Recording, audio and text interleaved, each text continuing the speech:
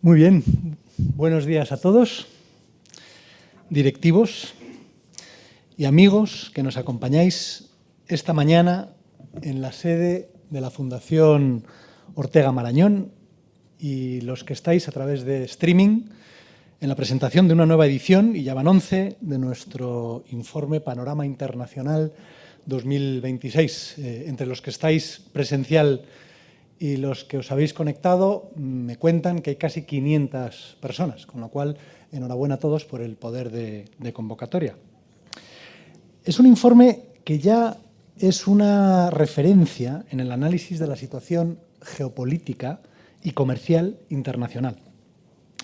En este número, los artículos de nuestros analistas, como podréis comprobar, ponen el foco en temas de actualidad, pero con una mirada de largo alcance y un enfoque diferencial que permite tener una visión más amplia y completa de los múltiples retos que enfrenta el mundo y, en consecuencia, nuestro tejido empresarial. Vivimos atrapados en la inmediatez de la prisa diaria, pero para tomar decisiones estratégicas, especialmente si suponen la salida al exterior y la exploración de nuevos mercados, es obligatorio alzar la vista y comprender las fuerzas estructurales subyacentes. Este documento, por tanto, no es solo una recopilación de datos, es una herramienta analítica profunda destinada a que nuestras empresas mitiguen la incertidumbre en un tablero mundial en plena fragmentación. El riguroso mapa que dibujan estos 5 grandes artículos nos deja 2 mensajes claros. En primer lugar, la interdependencia absoluta del riesgo. No nos enfrentamos a variables aisladas. Existe un hilo conductor que conecta la desigualdad de la deslocalización con la desafección de la generación Z, el sobreendeudamiento estatal y la militarización de las rutas marítimas. El riesgo político y social ya no es un factor exógeno, sino una métrica interna de comercio.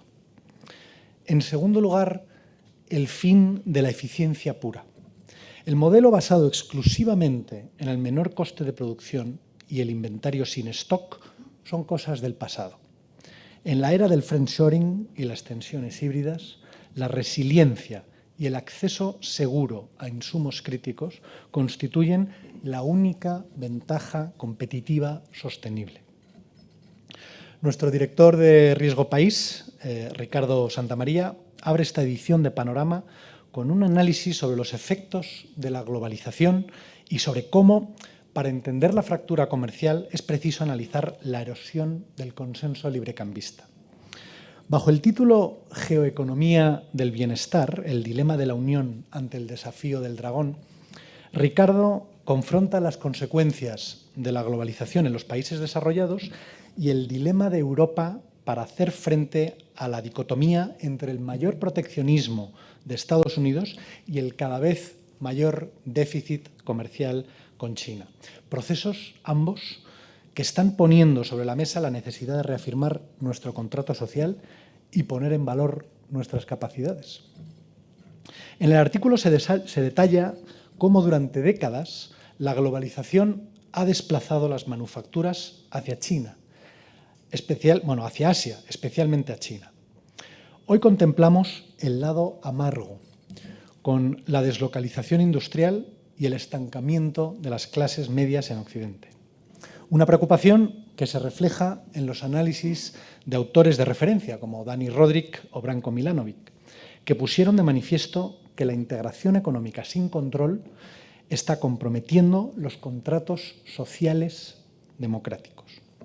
A esto se suma el shock de la digitalización y la automatización, que ha tenido y sigue teniendo importantes efectos en el mercado laboral, al erosionar los empleos de cualificación media, generando un creciente malestar social. En este complejo tablero geoeconómico, las grandes potencias ya han movido ficha. Estados Unidos ha ejecutado un giro arancelario sin precedentes, situando su tarifa efectiva media en niveles no vistos desde el periodo de entreguerras. Pekín, por su parte, redobla su apuesta exportadora mediante el despliegue de sus llamadas fuerzas productivas de nueva calidad, China inunda los mercados globales apoyada en una ventaja competitiva crecientemente artificial, sustentada en una subsidiación intensiva y en una intervención cambiaria silenciosa. Atrapada entre estos dos fuegos geoeconómicos, la Unión Europea afronta un dilema existencial.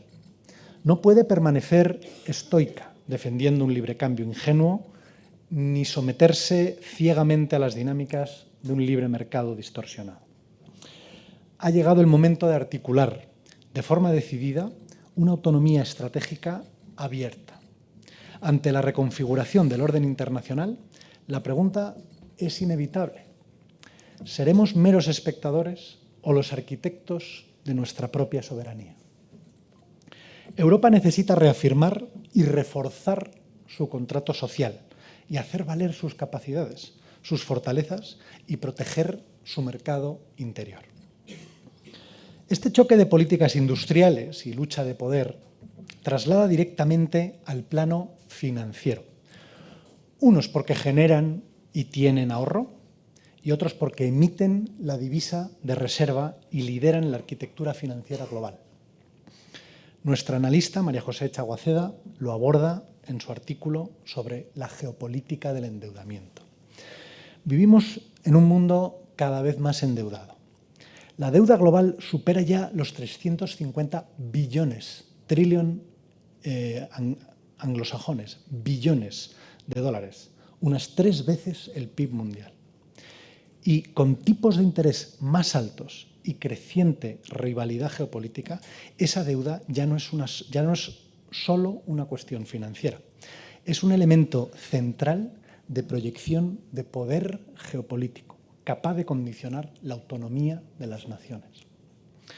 Los casos de Zambia, Ghana o Sri Lanka demuestran que ante la asfixia financiera de un deudor, las crisis se fragmentan y se alargan.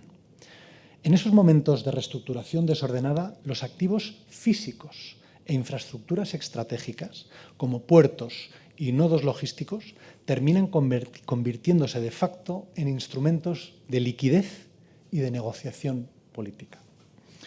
Frente a esta proyección de capital, Estados Unidos sigue utilizando el dólar como su infraestructura de poder global indiscutible, concentrando el 65% del uso internacional de divisas y utilizándolo mediante sanciones y control de cámaras de compensación como una potente herramienta de coerción geopolítica.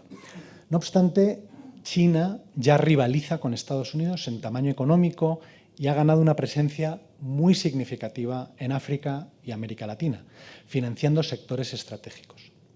También busca reducir su dependencia del dólar y del sistema financiero dominado por Occidente. Pero, ¿podrá disputar realmente la hegemonía financiera del dólar? Esta cuestión no solo importa para entender la deuda de hoy, también será clave para saber quién tendrá más capacidad para financiar las grandes transformaciones del futuro. Clima, tecnología, seguridad, infraestructuras críticas y pensiones. Porque el poder financiero también va a definir posiciones de poder en el futuro. Alzar la vista de la actualidad exige conectar estas variables financieras con las transformaciones demográficas.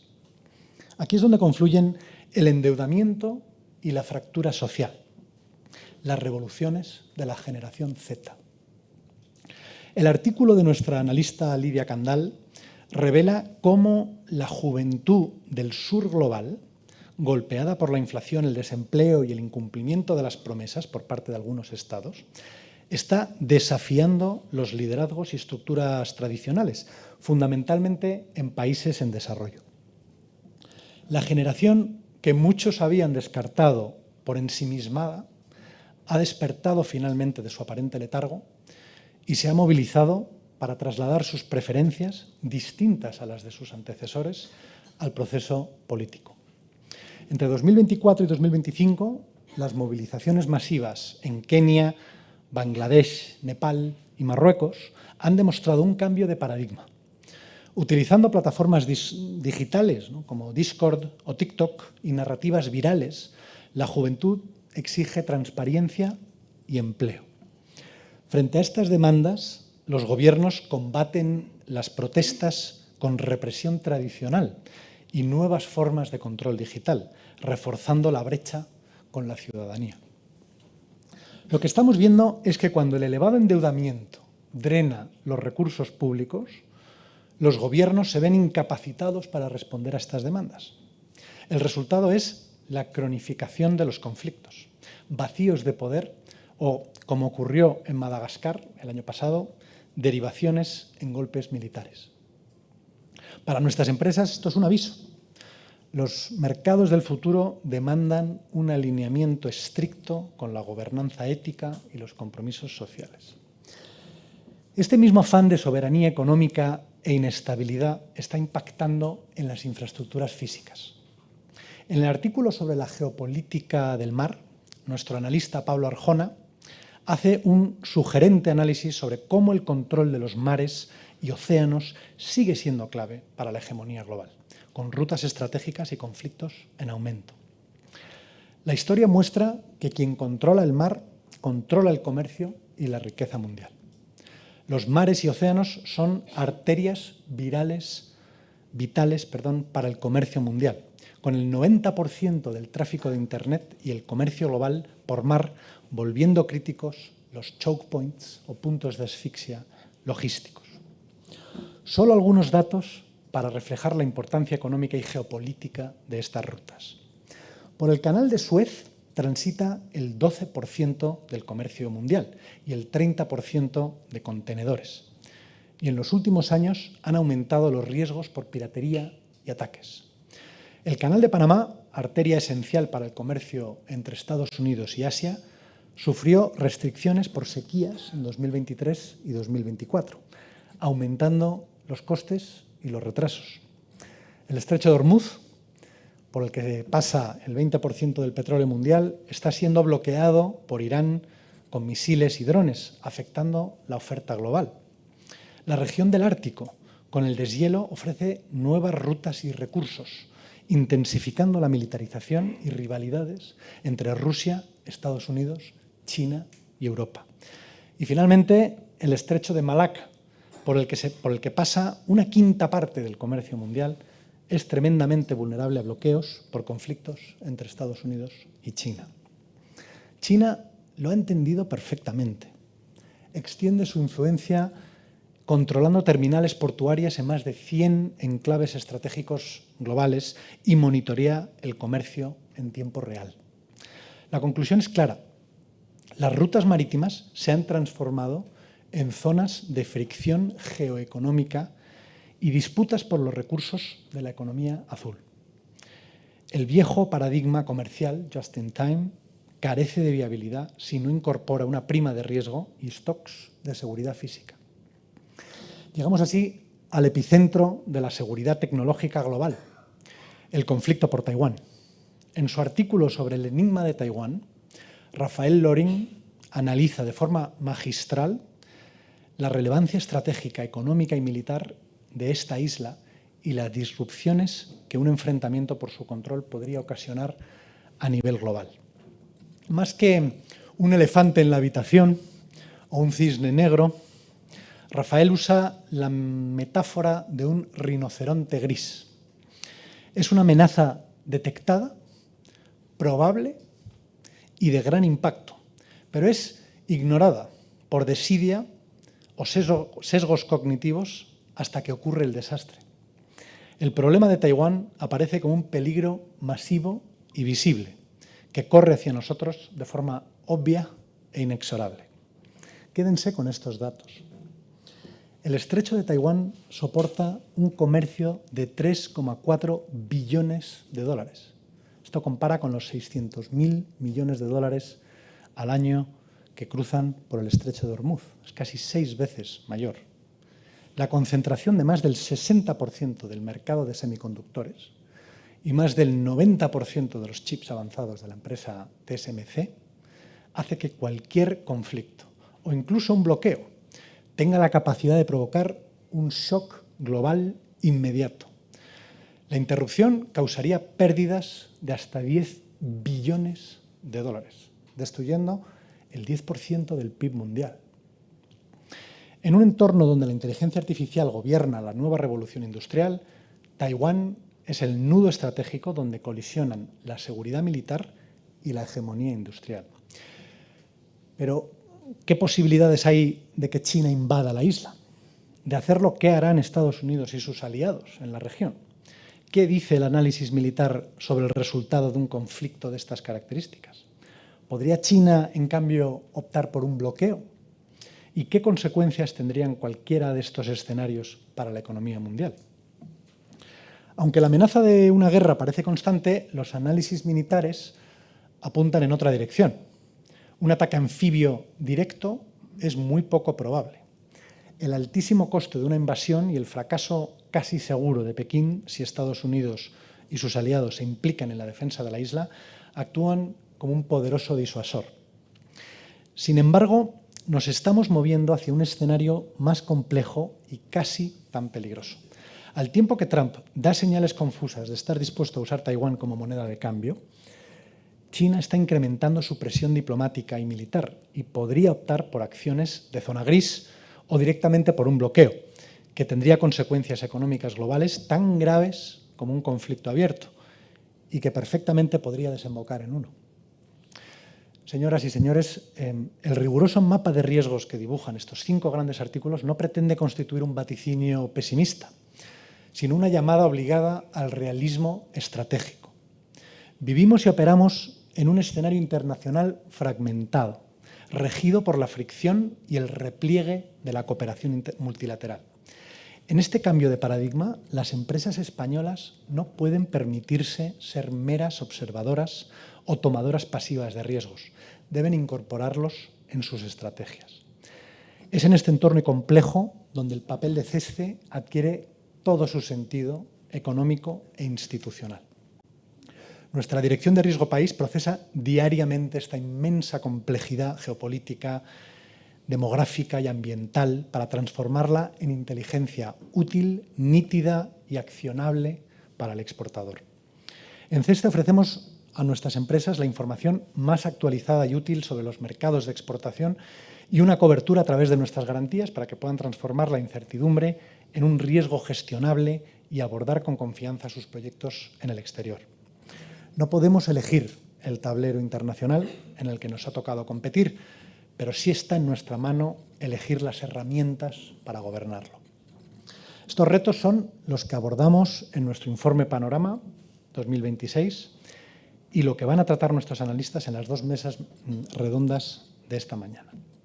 La primera, moderada por nuestro director de Riesgo País, Ricardo Santamaría, analizará los desafíos del siglo XXI, geopolítica del endeudamiento y revolución Z, de la mano de nuestras analistas Lidia Candal y María José Chaguaceda. La segunda mesa redonda, geopolítica del mar, el control de los océanos y la lucha por Taiwán, estará moderada por María José Hernando, jefa de la unidad de CESCE Riesgo País, y contará con la participación de Rafael Loring y Pablo Arjona.